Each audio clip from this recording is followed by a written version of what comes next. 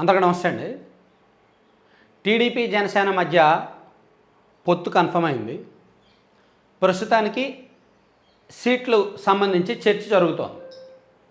ఏ పార్టీకి ఎన్ని సీట్లు, ఏ పార్టీ ఏ సీట్ల నుంచి పోటీ చేయాలి ఏంటనే చర్చ జరుగుతోంది. చర్చల దశలో మాత్రమే ఉంది.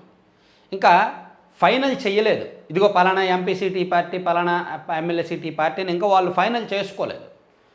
వాళ్ళు ఇంకా అంటే టు బి ఫ్యాక్ట్ చెప్పేస్తున్నాను, 27 నుంచి 32 ఎమ్మెల్యే సీట్లు జనసేన పార్టీకి ఇవ్వాలనే ఆలోచన టీడీపీలో ఉంది. జనసేన పార్టీ కూడా అంగీకారంలో ఉంది. సో రెండు పార్టీల మధ్య 27 నుంచి 32 ఎమ్మెల్యే సీట్ల గురించి చర్చ జరుగుతోంది. 3 ఎంపీ సీట్లు చర్చల్లో భాగంగా వాళ్ళ మధ్య ఉన్నది. కానీ ఈ 3 ఎంపీ సీట్లు ఏంటి? కాకినాడ, మచిలీపట్నం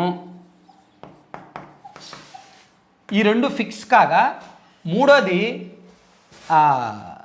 ఏంటంటే వాళ్ళు అనకాపల్లికి ఫస్ట్ ప్రయారిటీ ఇచ్చారు. అనకాపల్లి ఎంపీ సీటు లేని పక్షంలో నరసాపురం ఎంపీ సీటుకి ఇంకో ప్రయారిటీ ఇచ్చారు, లేదా ఏలూరు. ఈ మూడిట్లో ఏదో ఒకటి జనసేన ఆశిస్తోంది.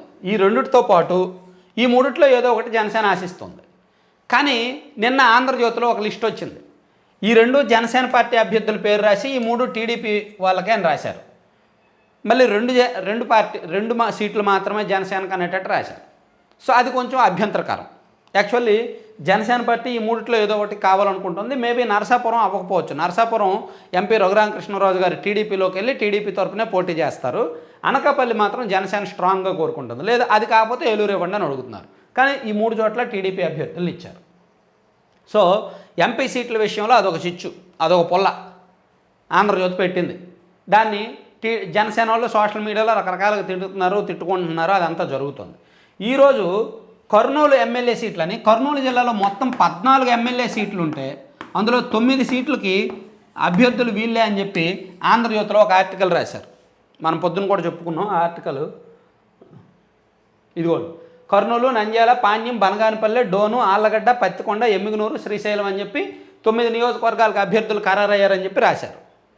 సో ఇంకా మిగిలిన 4 కూడా టీడీపీకే అనేటట్టు టీడీపీ వాళ్ళు రాశారు. కానీ ఈ జిల్లాలో ఒక్క సీటు, అది ఆళ్లగడ్డ. ఈ నియోజకవర్గాన్ని జనసేన పార్టీ ఆశిస్తోంది. బోమా కిషోర్ రెడ్డి గారు ప్రస్తుతం అక్కడ బీజేపీలో ఉన్నారు. టీడీపీ, జనసేన, బీజేపీ 3 పార్టీలు పొత్తుంటే ఆయన ఆ సీటు బీజేపీ ద్వారా ఆయన పోటీ చేయాలనే ఆలోచనతో ఉన్నారు. కానీ అక్కడ 3 పార్టీల పొత్తు ఉండట్లేదు కాబట్టి టీడీపీ ప్లస్ జనసేన పొత్తు మాత్రమే ఉంటుంది కాబట్టి సో ఆయన జనసేన పార్టీలోకి వెళ్ళి ఆళ్లగడ్డ తరపున జనసేన నుంచి పోటీ చేయాలనే ఆలోచనతో ఉన్నారు. అది ఒక చర్చ జరుగుతోంది, చర్చల దశలో ఉంది. సో ఇలా చర్చల దశలో ఉన్నప్పుడు రాయడం అభ్యంతరకరం. సో అందుకే పొత్తుల్లో వీళ్ళు పుల్లలు పెడుతున్నారేమో అనేది జనసేన పార్టీ వర్గాల్లో చర్చ. సో మీరేమనుకుంటున్నారు? పొత్తుల మధ్య చర్చలు జరుగుతున్నప్పుడు ఇంకా ఫైనల్ కాకముందు పుకార్లను ఇలా రాయడం వలన టీడీపీ అనుకూల మీడియా కావాలని పొత్తుల్లో పొలలు పెడుతోంది, జనసేనను చిన్నచూపు చూస్తోంది, జనసేన ఆశిస్తున్న సీట్లు కూడా టీడీపీ ఖాతాలో వేస్తోంది అని జనసేన పార్టీ వాళ్ళు తిట్టుకుంటారు కదా. సో అది ఒక రకంగా అభ్యంతరకరం. ఒక సంయమనం పాటించాలి, కొన్ని పద్ధతులు పాటించాలి, ఒక క్రమశిక్షణ అయితే పాటించాలి. మేబీ మరి ఎందుకో ఆంధ్రజ్యోతి ఆ విషయంలో ఫెయిల్ అవుతుందన్నమాట. సో నిన్న రాసింది కానీ ఈరోజు రాసింది కానీ రాశారంటే వాళ్ళు ఇంకా ఆపరు. రోజు జిల్లాల వారీగా లిస్టులు రాస్తూనే ఉంటారు.